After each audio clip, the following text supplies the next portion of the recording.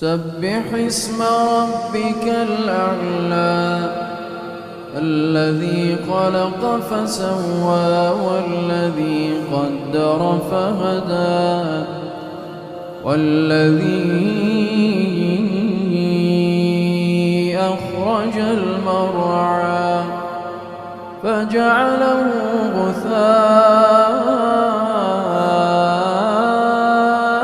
أحوى سنقرئك فلا تنسى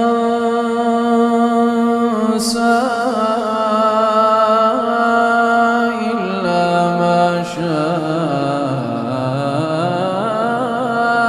الله إنه يعلم الجهر وما يخفى ونيسرك لليسرى فذكر إن نفعت الذكرى سيذكر من يخشى ويتجنبها الأشقى الذي يصلى النار الكبرى ثم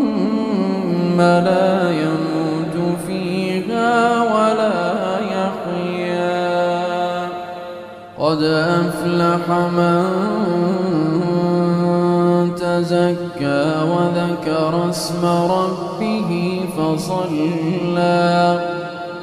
بل تؤثرون الحياة الدنيا والآخرة خير وأبقى إن هذا لفي الصحف الأولى صحف إبراهيم وموسى